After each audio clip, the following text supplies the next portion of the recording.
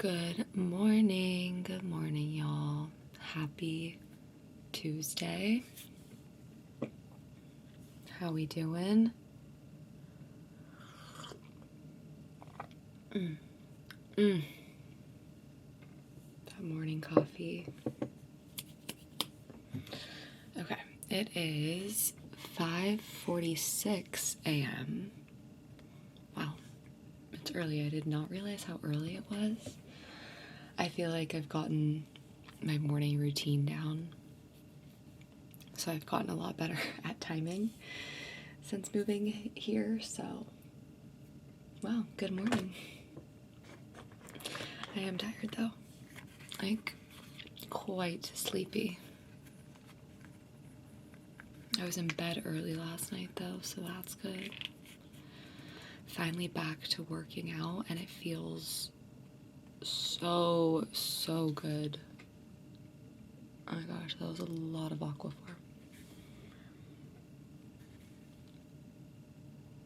But yeah, I really do love moving my body. Body is sore, but it feels good. And it's really dark outside. That's how you know winter is coming. Yeah, because it is the end of August. Crazy. Crazy.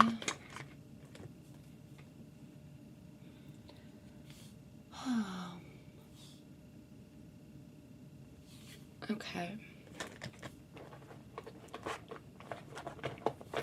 I washed my hair last night. I got a haircut this weekend, which was very needed. But now it looks just insane because I clipped it back. Oh man. Oh man.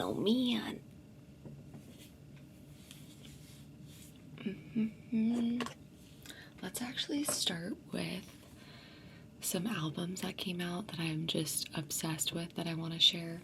Because I feel like earlier this year I was telling you guys about just albums I'm obsessed with. And how this year there's been so many good albums. It's insane. Like, so many good albums. Right now I'm really in a Pearl Jam kick. But let's see. I feel like I've talked about this one before. Which I think, yeah, I definitely did. But I'm saying it again. Sienna Sapiro. I butcher the names. I'm so sorry.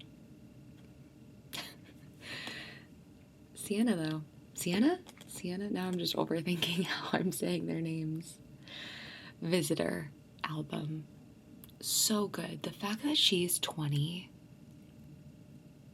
Wow. The talent, the voice, the whole vibe with the hair. So good. Okay, I talked about Role Model when I talked about Sienna a couple months ago, but his album just came out earlier this month. Chuck Timely.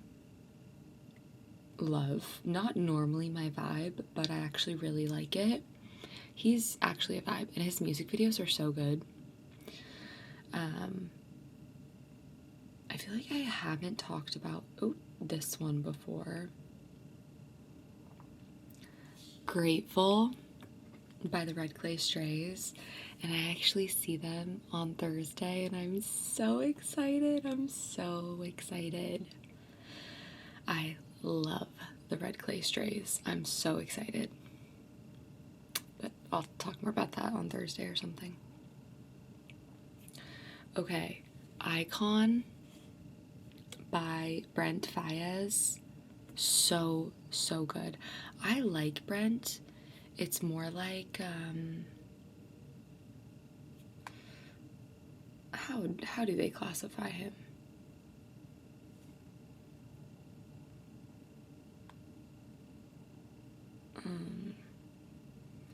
Sorry, 1 second.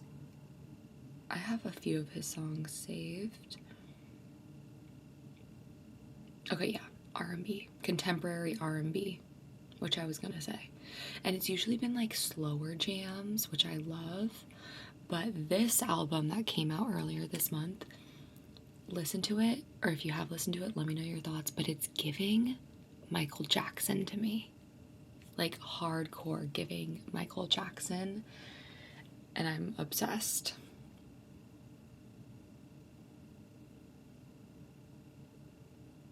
Okay, those are like the newer albums that have me in a chokehold.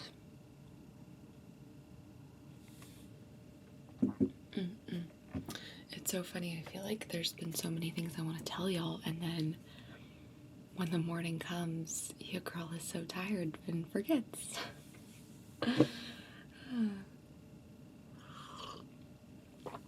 Okay, let's start getting ready for work. Maybe I'll finally talk about the death threats that I was getting earlier this year. Because I brought this up so long ago. I think maybe I brought it up even before I moved. So let's finally talk about it. Because it's insane.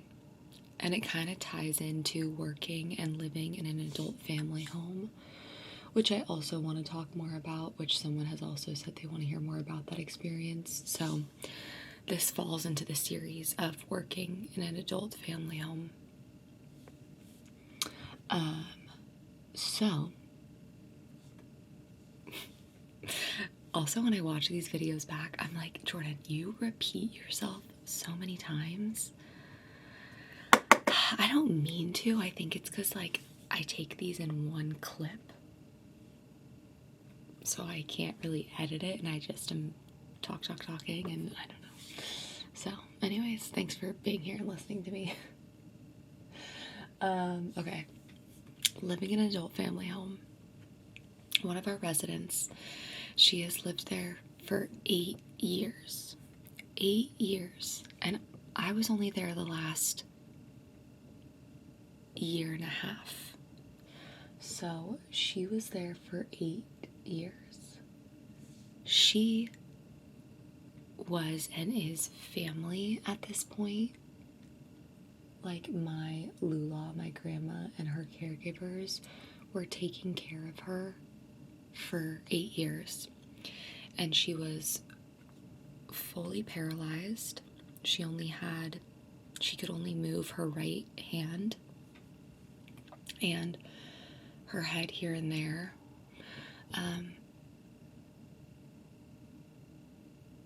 And yeah, I mean, when you live somewhere for 8 years, like you become family. When you take care of someone every day, 24 hours a day, they become your family. Especially when she did not have any family, which breaks my heart. She had 2 sons, and she didn't talk to one of them, so he never, ever, ever was around. And then the other son would come visit maybe once a year, and he would ask for money. And he also was not a good son. Like, come on, you only visit once a year, and every time you come, you're only asking her for money. Oh, it breaks my heart. And like, that is most adult family homes. It's people who don't have family, or they don't have any money, and they're on Medicare or Medicaid. And like, this is just, yeah. So when I moved in and when I started working there, I would hang out with the residents all the time, and especially her. And I loved her, and I still love her so much. And I look at her as family. Every time I would come into the room, she would call me baby. Baby, baby, hi baby. Like, so cute. We're not gonna get emotional today. But literally so sweet. And we would hang out. I would just sit there and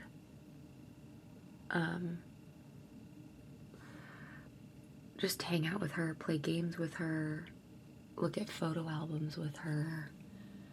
She had a tablet she would play, which brought a lot of joy in her life, and like coloring. So we would just sit and color on the iPad for like hours. And oh man, it just makes me sad that she was in that room for so long, and I don't know, no family, and I can't think about it, guys, or I'll get emotional. But I love her very deeply. Anyways, so I'm gonna try to be fast since this is already 10 minutes.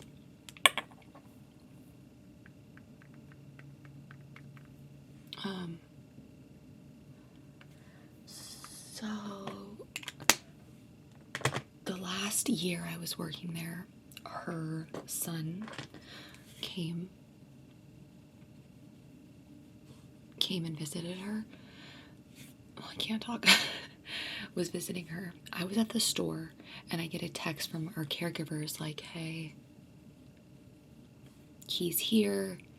He's sounding very aggressive. We're recording him, but can you come home? I'm nervous, and I've met him once before, and it is creepy vibes, y'all. Like, he actually is a registered sex offender, so that's already scary. And I've heard the stories of why, and it is scary. So I know not to mess with him and keep my distance. And just like his energy and everything was just scary. So yeah, I race home. I record myself going in, and he's very intense, very angry, not making any sense, not mentally okay, y'all. Like blaming everybody about everything, asking for money, being very aggressive with his mom. I ended up doing my best to calm the situation down and like get him to like leave. And I'll just keep it at that, short and sweet, but very scary. And then from the interaction, that was the last time I saw him, thank God. But I called APS, that's Adult Protection Services, and he already had multiple of those open, but I called again because that's so scary. And I didn't want him coming back into our home because it also made the other residents scared, also our caregivers, also us. So, yeah. Sketch guy.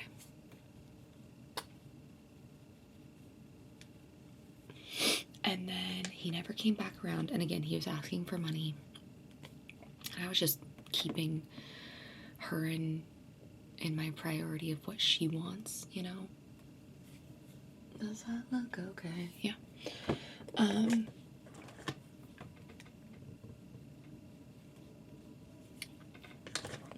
Called APS. A couple months later, she's on hospice. Again, just trying to love on her as much as I can. And like one day cops showed up at the house, which is so scary. I'd never really have any interaction with cops. Good morning, y'all.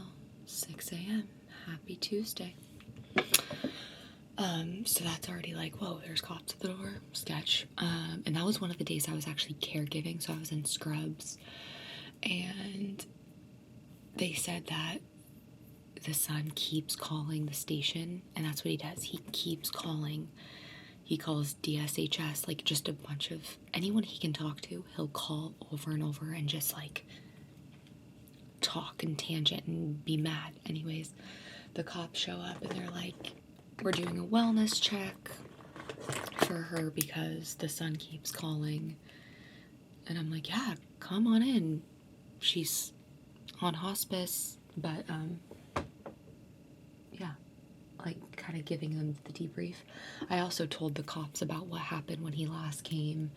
I showed them the recording, all these things. They said you should get a restraining order. And I'm like, yeah, For sure.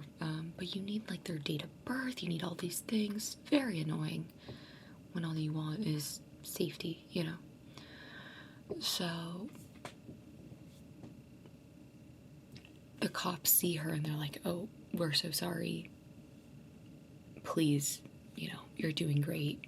They leave, and that's that. So the cops are already aware of him. Also, he's a sex offender. So,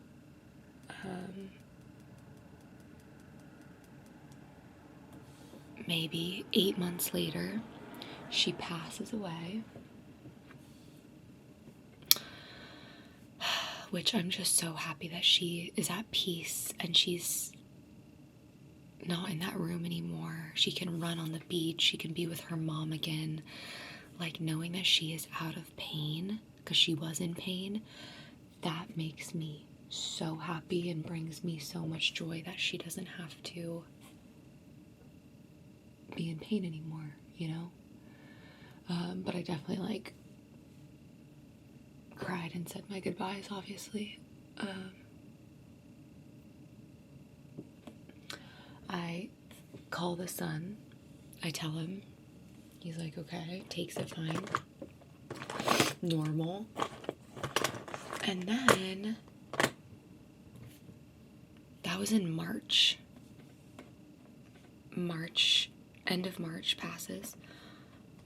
January of this year, I get a random text, long text. You killed my mother. All these crazy allegations saying he's coming to bite my face off, hurt me and my Lula, my grandma. I'm terrified. Terrified. This man, probably on drugs, has history. Like, so scared. Like, these are the moments I wish I had a gun and knew how to use it. Because, like, what else do you do in that situation? If a man thinks you killed their mom and is crazy and shows he knows where we live, terrifying. I kept getting these text messages. I call the police every night. I'm telling them what's happening. My Lula's getting text messages. We block his number, but it's still so scary. Like, he knows where we live. I'm calling the cops every night, telling them all these new texts I'm getting, and just like, we're scared. I find him on the sex offender website, and if you're a sex offender, you have to register where you're at if you move. And apparently, he's homeless in Florida now. Guys, I don't know. That's the last we've heard. So that gave me a little more peace of mind that he's far away, and that if he ever did move, he would have to register where he's at or he immediately gets arrested. But so scary. So I'm sleeping with a bat. Like, what am I gonna do with a bat? But like, also, better safe than sorry. Locking our doors, our bedroom doors every night. Honestly, living in fear for like 6 weeks, because you just never know. Like, coming up with plans like, okay, if this happens, what am I gonna do with my Lula and I? And thankfully, all the residents have moved out at this point, so I didn't have to worry about their safety, because that's also a concern. And it was just like me and my Lula.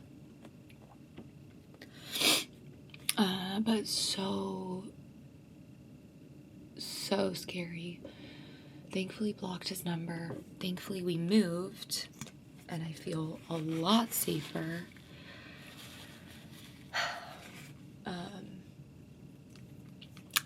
But yeah, that's it. That's the story. No other updates. We were just praying that nothing happened and that he didn't show up. Yeah, wild. But that is like a little glimpse into like adult family home and caring for people on Medicaid and Medicare who have no family. You have no idea where people come from, what they're dealing with. I'm just so grateful that nothing bad happened and we could move and I feel so much safer.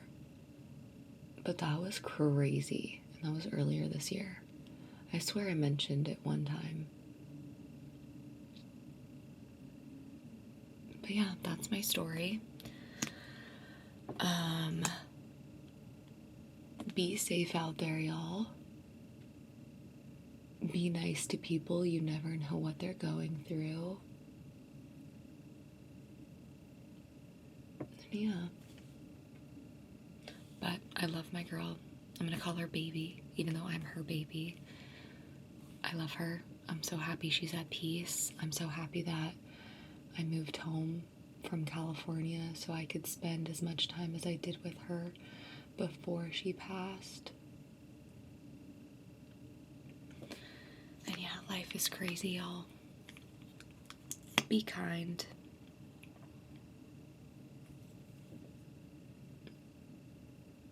Anyways, I love her. I love you, baby. Life, man.